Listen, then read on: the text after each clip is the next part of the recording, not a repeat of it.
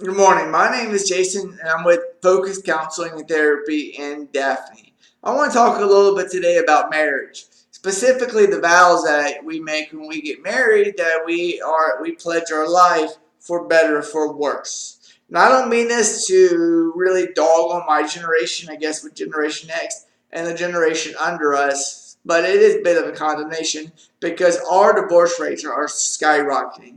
And what I keep finding out and noticing, not just in what I study, but also in my own practice, is that, yeah, the for better, whatever, that's great. Let's go on trips, whatnot, have fun, be happy. But it's the for worse. For one, the for worse gets somehow equated with finances, and I know that can be very difficult.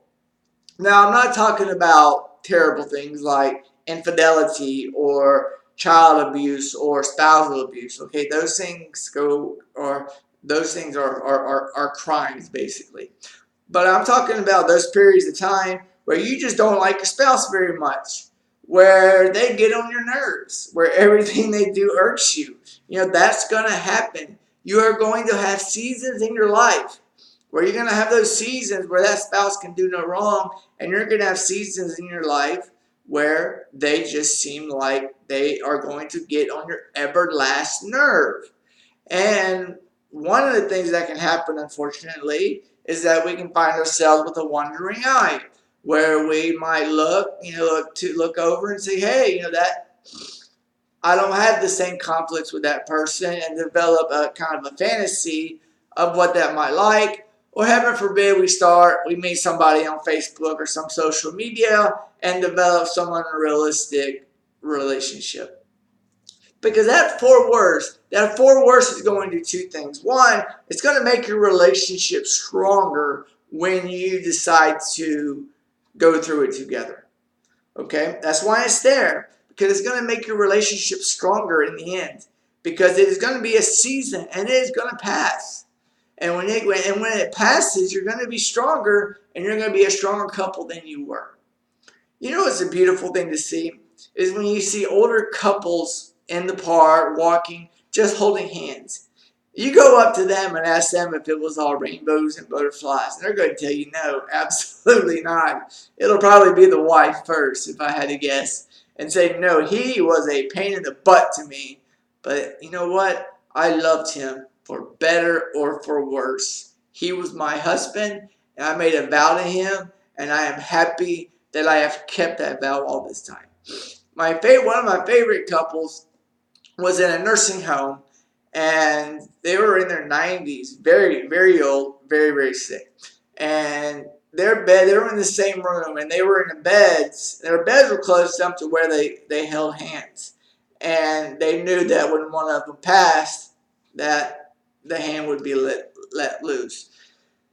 They were great to talk to because they would tell you great stories about times in their marriage when the seasons came where it was for the worse. But they also talked about the good that came out of it, the for better, if you will. And also how going through those seasons or those ups and downs of for worse made their marriage and made them together as a couple even stronger. But we have forgotten that somehow.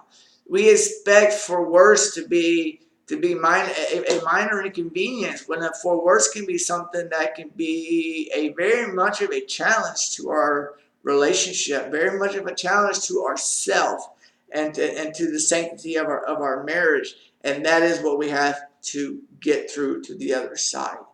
And once we do get to the other side, guess what? The relationships get stronger, relationships get better.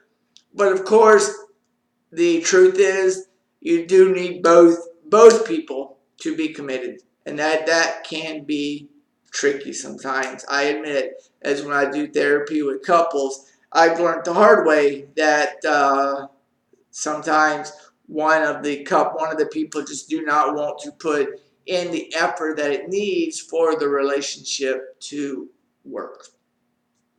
But just please remember, for worse does not mean that you just don't like the person for a while, because that's going to happen.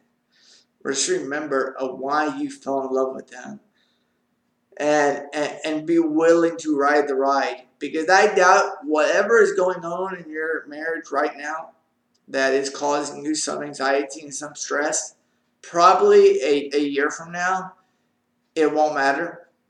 Now, I'm not talking about, once again, the bad things, abuse, infidelity, etc. But just those times where marriage gets a little difficult. I thank you for your time. If you'd like to know more about my practice, you can go to jjohnsoncounseling.com, or you can email me at jjohnson@jjohnsoncounseling.com. And I appreciate your time listening, and I hope that you have a great week. Take care.